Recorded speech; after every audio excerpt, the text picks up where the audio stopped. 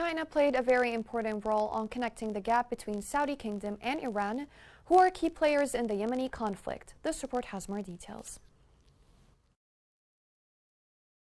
China has a unique position as a potential peace broker in Yemen, since it has expanding relationship with key players in the conflict. To broker peace in Yemen, China would presumably need to concentrate efforts on working with the Saudis. The Chinese-backed rapprochement between Saudi Arabia and Iran could be a first step to this end. The agreement between Saudi Arabia and Iran talks about both sides' support for the non-interference in internal affairs of states and keenness to exert all efforts towards enhancing regional and international peace and security. And since that agreement was signed in March, there has been progress towards peace in Yemen.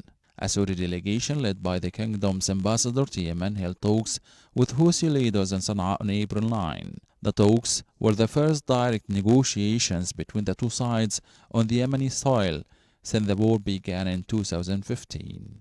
China could invest in reaching peace in Yemen, which would grant China economic benefits by providing access to the Bab el-Mandeb Strait, a key strategic channel on the Arabian Peninsula for commerce and trade, with an estimated 4% of global oil supply passing through it.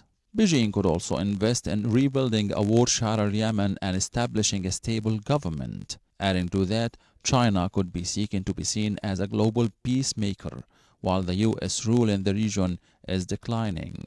Priorities in Washington have shifted to strategic concerns in East Asia and Ukraine, leading to a diplomatic opportunity to China to exploit. Meanwhile, U.S. relations with Saudi Arabia have cooled, in part due to the Yemeni war, and Washington has had no formal diplomatic relations with Iran for decades. As a neutral player, China can engage with Tehran and Riyadh in a way the U.S. simply cannot.